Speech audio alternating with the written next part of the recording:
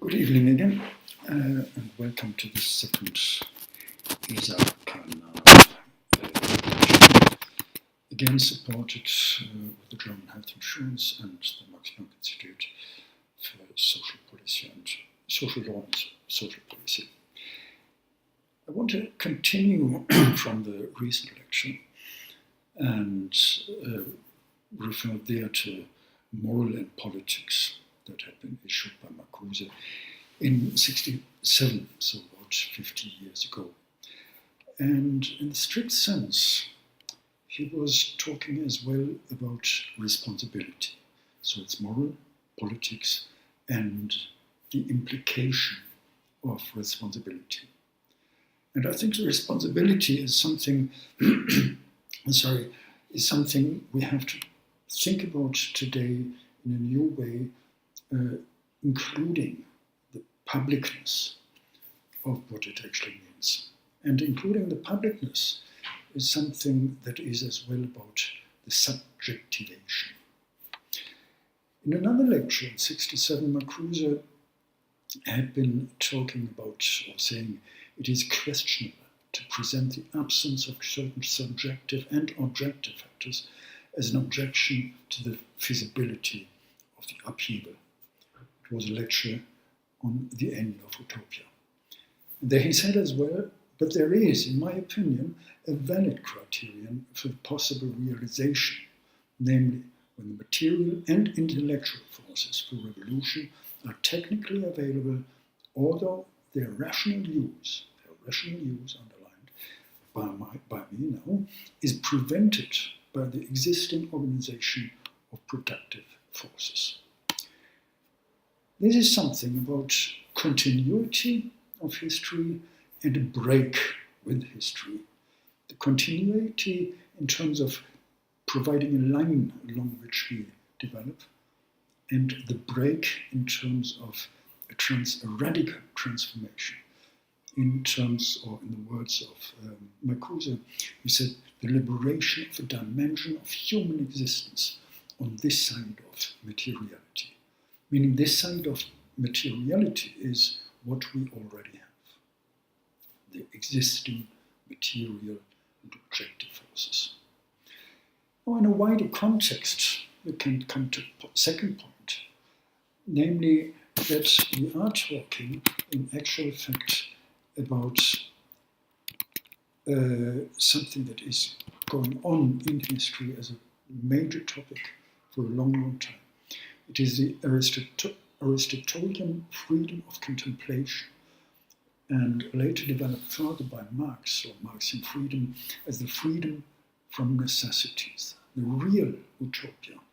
Marcuse was talking about, and Bloch was talking about, it was the upheaval of the end of the post-war years, if we want, the way of having a new foundation that allowed and asked for a radical change. Now, part of this is, of course, coming to the third point, labor activities. On the one hand, we have a concept of labor and activities that is integrated, that is not separated as in the Aristotelian thinking. There we have labor and there we have contemplation. It is an integrated system of human activity, and we may say as well of human existence. So far, so good. What happened, however, in history is a separation of roles, which is different to the division of labor.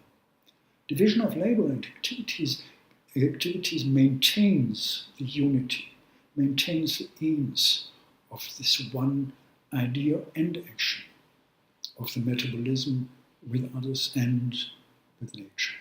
Separation of roles means that we are talking about a new system where we have no connection or only an artificial one. There we come to this point I briefly mentioned already earlier, yesterday, and on different occasions. We are talking today with the new developments about non-commodifiable goods. Goods meaning something that is good, that is beneficial, that is part of our life. However, against this, we see commodification as something that is completely different. Commodification is always about, in different ways, about the establishment of calculability. It is about structures, it is against processes, it is even undermining processes, because we have the fixed structure within which we have to think and tend. Hannah Arendt was commenting on this, and I just quote a more or less long passage from her Human Conditions.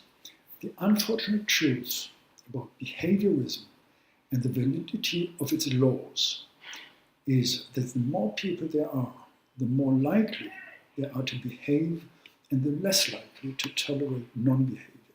Statistically, this will be shown in the leveling out of fluctuation. In reality, deeds will have less and less chance to stem this tide of behavior. The events will more and more lose their significance, that is, their capacity to illuminate historical time. This is very much the core of hegemony, and this is very much as well something that we see today with the ongoing, further ongoing and increasing process of what is called digitization. It is not just digitization, it is the instrumentalization, the further instrumentalization of reason. Core of hegemony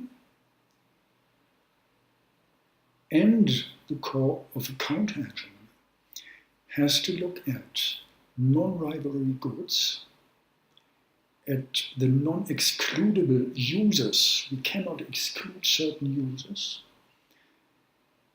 And it is the impossibility to divide use.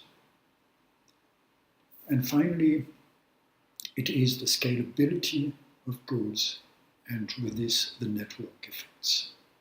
This is a permanent rebuilding of community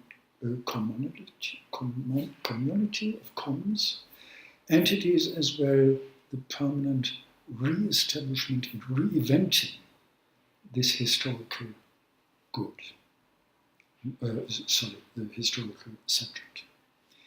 In this way, it is as well something that we have to look at in terms of ongoing control. If we take this as process of socialization, then we have to think as well about not controlling the use of data, but the impossibility of enclosure of data. It's very much the old history, the old story of primitive accumulation. There we saw the enclosure of land. It was going on and going on as a kind of permanent primitive accumulation, and now finds its way as a matter of enclosure of data. The fifth point then, we can say we are dealing with a schizophrenization as the gist of Thatcher's programmatic statement that there is no such thing as society. And I think we can discuss it from different sides. The point was really a programmatic statement. She said there is not such thing, no such thing as society, meaning there shouldn't be anything. You should be responsibility. This is the core, very much the core of the system that we face today, and that is increasingly important, increasingly structured, of methodological individualism, methodological nationalism, and something that we may call methodological enclosure of our thinking in terms of cutting off links to society. In this way, we have to think as well about responsibility, not as responsibility of individuals, in terms as a matter of individual responsibility, but really in terms of responsibility of individuals being part and feeling that they are part of society. Well, there are different ways of such being part of. What we see today, sixth, is the question, what's up? We chat about it all, the cacao talk, as it is typical in Korea, for instance. And we give things a voice with abats, which is giving a voice, to act in a compact way, just a click away. But do we move? These are just the headings that we get on many of these protest platforms, where we have the impression, or where we get the impression, we are part of it. We can act, we execute influence. But what is it about this influence? Ask Siri or Alexa or anything like this. Really, I'm serious about it. And then think about it. What you get the answer. One of the answers I got when I played it was, if Nietzsche didn't teach you, Siri, I can't. Siri can process information as Alexa.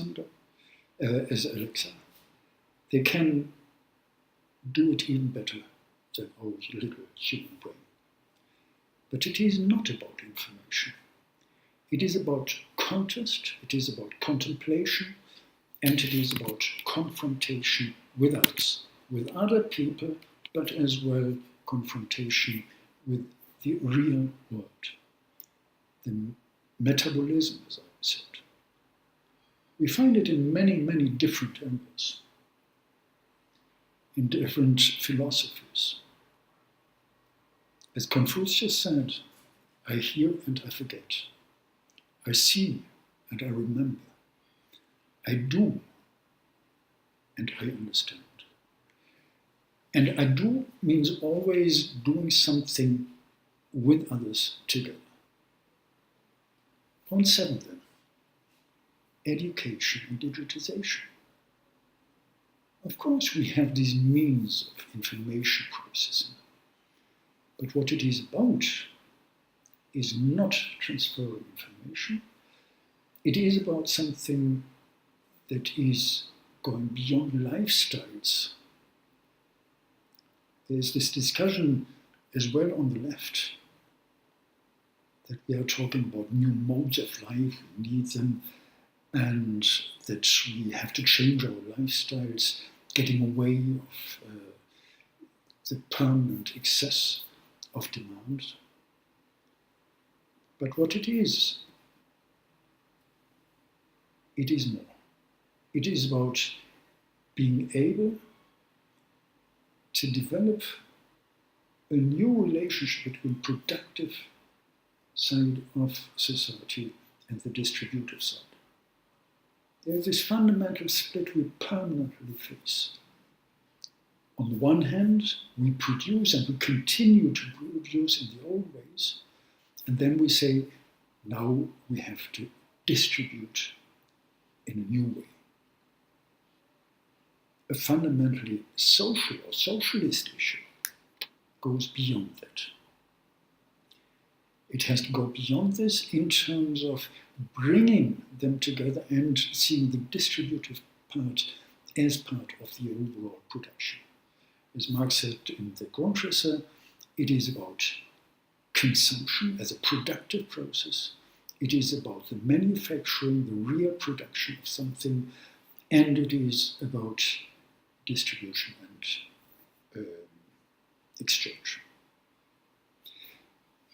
Now this is something, going back to an earlier thesis, this is something where we see exactly this point of the need to go beyond the separation of roles and to come to a new form of division of labor. What then, point 8, is the flaw of the left? In my opinion, we talk very much about the same issues of being public on the one hand, the left trying to be public and to reach out to an abstract public, versus publicness. The real understanding of doing something together, not showing something, but it is about conscious life as a recognition and evaluation of successes that we already achieved. We should not deny that there had been any progress. Only if we don't deny it, then we can as well reach out to a new understanding of what we are actually criticizing. And as part of this, it is the emphasis of existing opportunities, emerging from the public use of goods, the common goods. Looking at data, for instance, it is about more data access and control for everybody. Control of data is a public good instead of controlling, regulating the private use of it. And it is about lived equality and openness that we need instead of closing communities and building our own little small groups that then try to reach out to others. And finally, it translates into the need for an open and honest disputes and conflict culture against forced burden of consensus that we always find. This is the permanent fragmentation by a pseudo-peace culture, the fragmentation of the left. Briefly at the end, point 9. Some of you may remember the discussion about falsification that was brought up not least by Sir Raymond Popper, saying that there is no proof of swans being white. It may always be possible, if we wait long enough, that the black swan does actually exist. I think this is very much what people like Jeremy Rifkin or Paul Mason propose. We can just look and see the little things that are popping up, that are providing alternatives. But what it really is about, it is not waiting for an alternative to emerge and mushroom, to find different interpretations of what is going on, but it is about a real change, as Marx said in his last thesis on Feuerbach. It is not about interpretation of the word, but it is about changement. And I think this is an urgent time doing that, and it is something where we have the opportunities today, if we stand up, if we are ready not just to resist, but to resist by way of working on concrete alternatives. Thank you.